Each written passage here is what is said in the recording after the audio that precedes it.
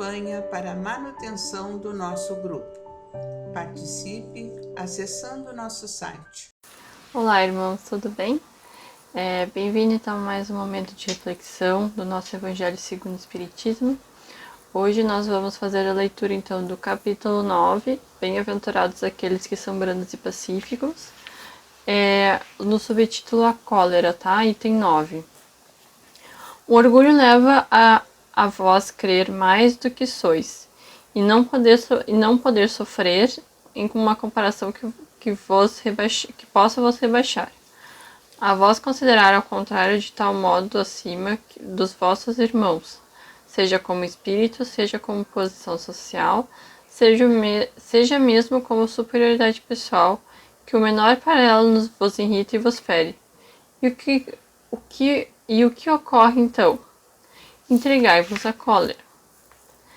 Procurai a origem desses acessos de demência passageira que vos assemelha aos animais, fazendo-vos perder o sangue frio e a razão. Procurai e encontrareis quase sempre por base o orgulho ferido. Não é o orgulho ferido por uma contradição que vos faz rejeitar as observações justas, que vos faz repelir com cólera os mais sábios conselhos.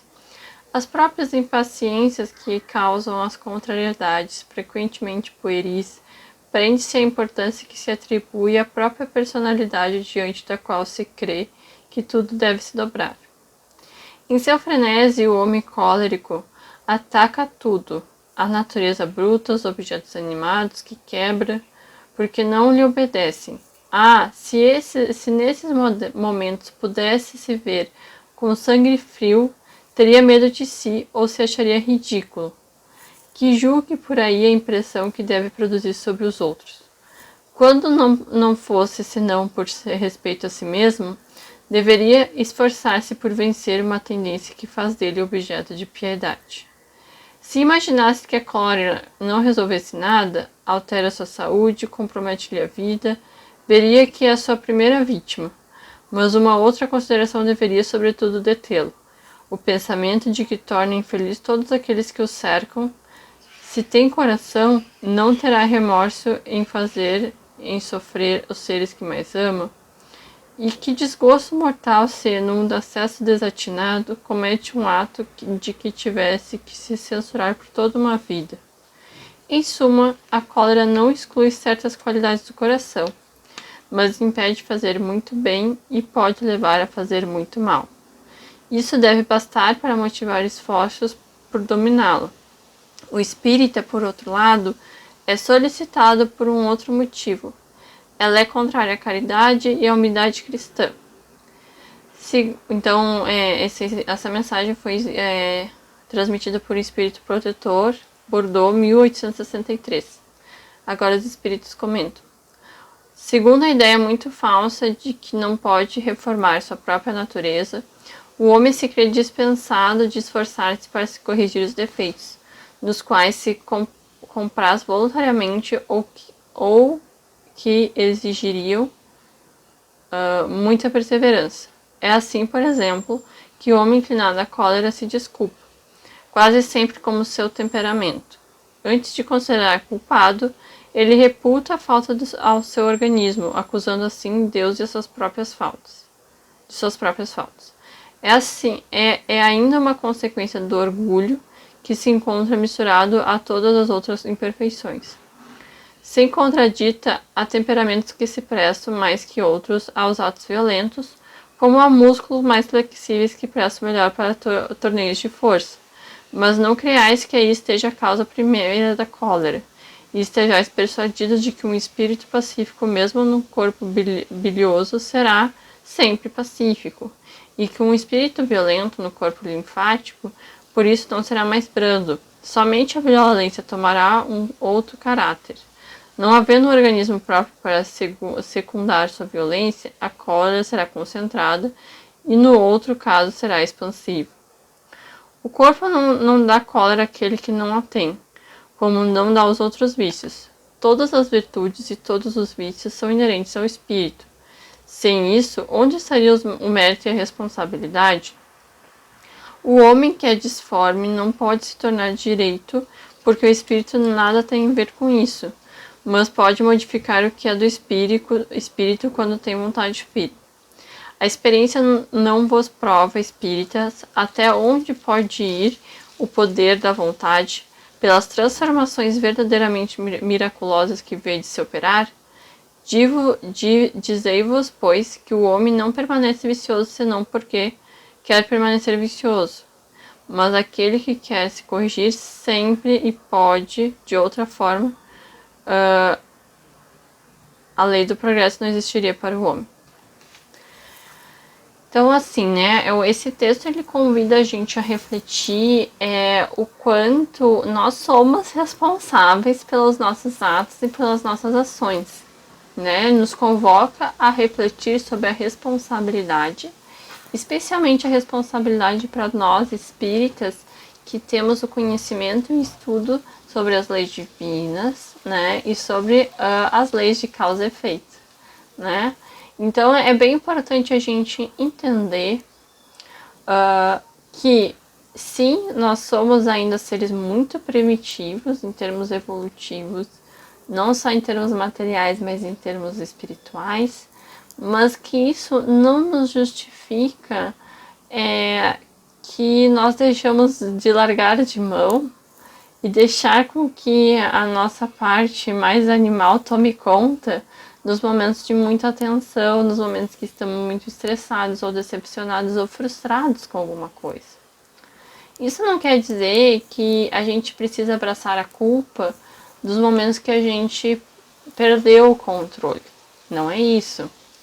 Mas entender que somos responsáveis por aquele ato, né? E não assumir essa comportamento de delegação, né? Entender que temos uma responsabilidade sobre isso.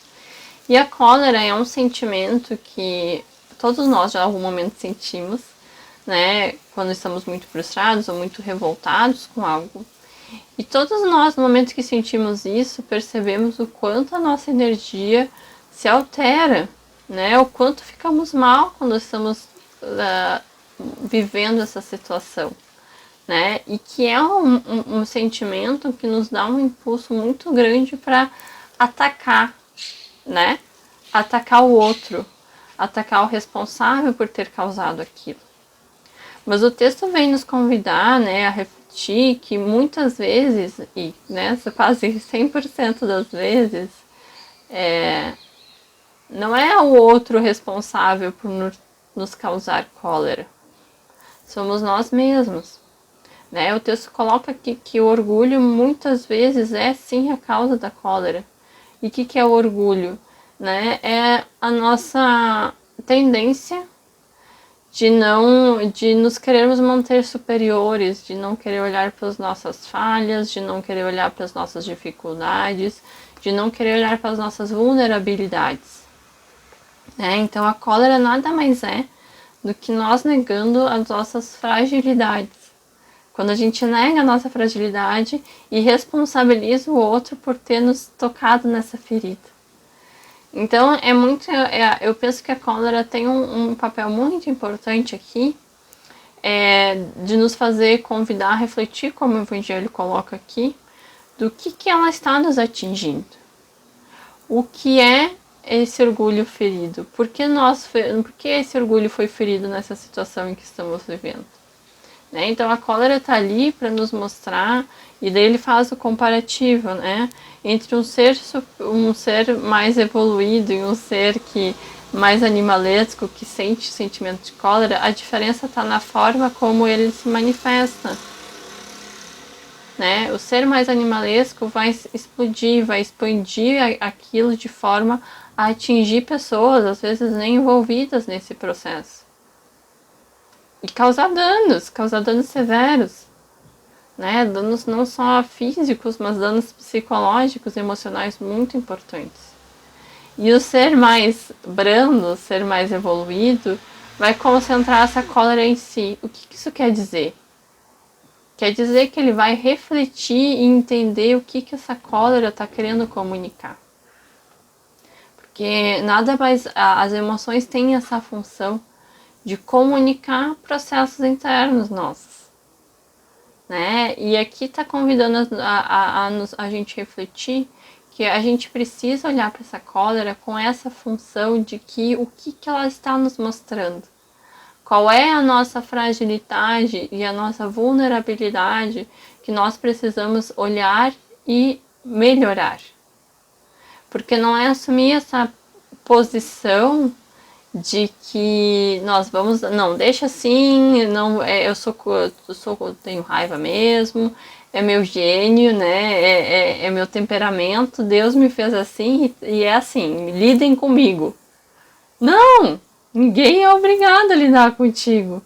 A única pessoa que é obrigada a lidar contigo é tu mesmo, né? E a gente não pode assumir essa postura passiva e de delegação, porque isso, de alguma forma, prejudica a gente mesmo, né? Como o texto colocou, nós somos os primeiros a serem prejudicados no momento que a gente aceita a tornar essa cólera expansiva, porque a gente afeta o nosso espírito, o nosso emocional, o nosso corpo físico, mas a gente afeta pessoas à nossa volta, né? E ele até coloca aqui a questão do remorso, né? O quanto isso pode pesar depois no futuro, quando a gente tem consciência dos nossos atos, o quanto daqui a pouco a gente olhando pra gente, né? Dando um passo para trás e olhando pra gente naquele momento de cólera, o quanto a gente ficaria assustado com nossas reações.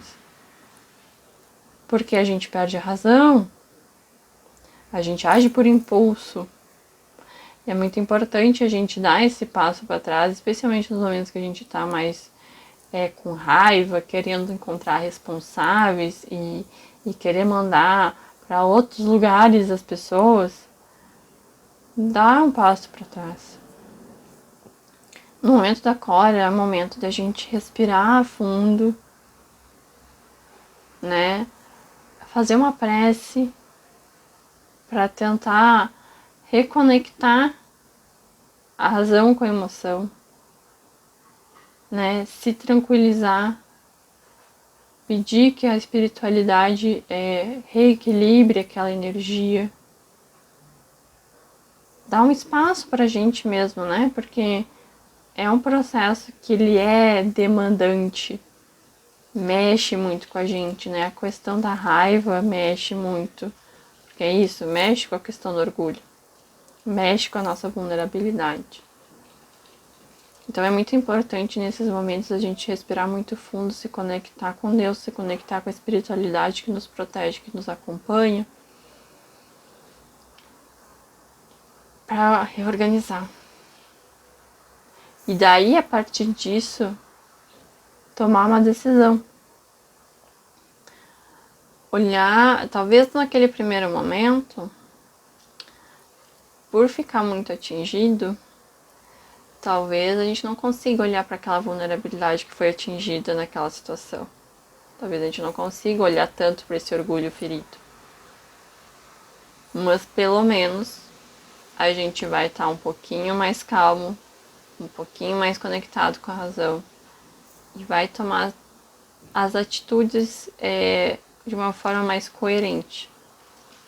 Claro que isso é um processo de aprendizado, né? Afinal de contas, a gente está num planeta de provas e expiações, onde a gente está ainda aprendendo a lidar com as nossas emoções, com as nossas vulnerabilidades.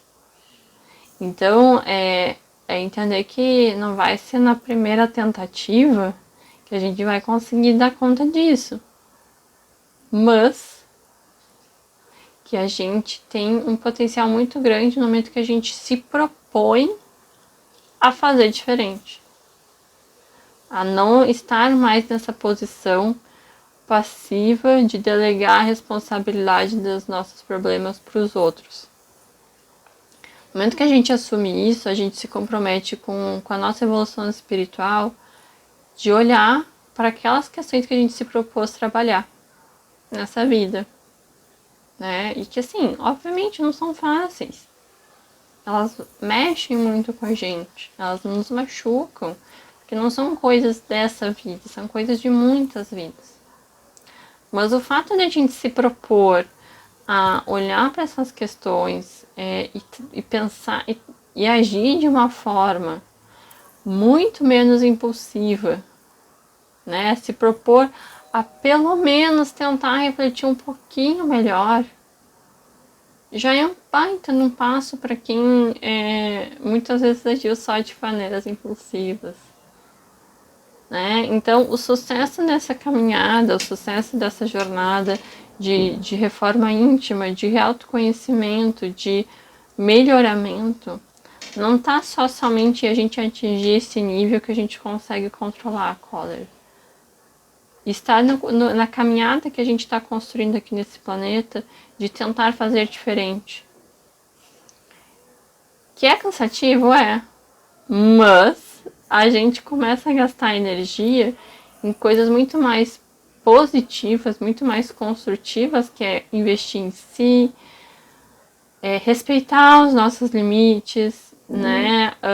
Buscar sempre se conectar com a nossa espiritualidade, com os amigos espirituais que estão à nossa volta, do que só agir de maneira impulsiva, né? Isso já vai ser totalmente diferente, né? De todo um padrão que vem se repetindo vidas e vidas e vidas, né? Então, eu penso que é muito importante a gente conseguir ter esse autocuidado com a gente, especialmente a gente, para a gente conseguir também transmitir esse autocuidado com o outro, dar limites pra gente.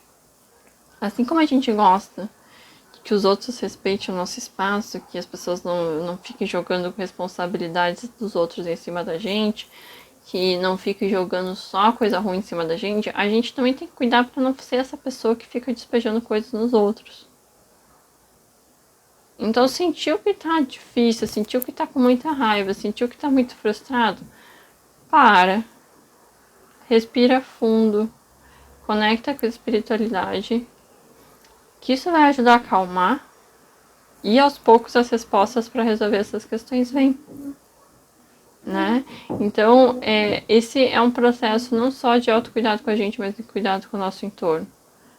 E o cuidado com o nosso entorno, né, afeta toda uma questão de uma atmosfera emocional, psíquica, espiritual, que a gente está precisando muito, né? Esse texto da cólera me remeteu muito a isso, assim, do quanto a gente precisa estar conectado com coisas que nos agreguem, que nos façam bem. E eu sei que nesse momento é muito difícil, mas a gente precisa estar conectado com coisas que nos alimentem espiritualmente, né? Coisas que nos agreguem, que nos fortaleçam, porque a gente precisa desses pontos de recarga para ter energia para lidar com situações como essa aqui, que nos ativam muito, que são gatilhos muito importantes para situações N de dificuldades e vulnerabilidades e fragilidades que a gente foi adquirindo ao longo da nossa história espiritual. Então, como a gente está num momento muito de introspecção, né, de olhar muito para a gente mesmo, muitas coisas difíceis vêm nesses momentos que mexem muito com a gente precisa estar muito conectado com coisas que nos alimentem de uma forma positiva e saudável, né? Desde estar conectado com a espiritualidade, com uma prece, né? Com conteúdos salutares que nos agregam, que nos fortalecem, e muito menos com coisas que nos fazem sentir raiva, nos fazem sentir revolta, nos fazem sentir frustração. A gente tem que focar em coisas que a gente consegue melhorar, né? A gente não, porque às vezes focar em coisas ruins só desanima, né? E não é se alienar, mas é entender que a gente tem um limite. A gente tem um limite emocional. E como estamos sendo muito exigidos na nossa transformação individual e na nossa transformação coletiva, a gente precisa estar muito atento a esses processos de nos reabastecer com coisas que agregam. Para que quando esses momentos de cólera, de vulnerabilidade, de tristeza vierem, a gente estar reabastecido. para conseguir ter o discernimento e lidar com essas situações, porque elas não são fáceis. Elas nos testam muito, elas nos incomodam muito, mas é muito importante, fundamental, para que para nosso progresso espiritual a gente esteja disposto a olhar para isso, a melhorar isso e desenvolver recursos para que a gente consiga conviver mais em paz com a gente mesmo, aceitando as nossas vulnerabilidades, entendendo que temos muito a caminhar, mas que já estamos fazendo muito também no nosso processo evolutivo individual e coletivo. Então, agradeço a todos por terem acompanhado mais esse momento e nos vemos em mais uma próxima situação, próximo encontro, tá certo? Abraço e até mais. Campanha para a manutenção do nosso grupo. Participe acessando nosso site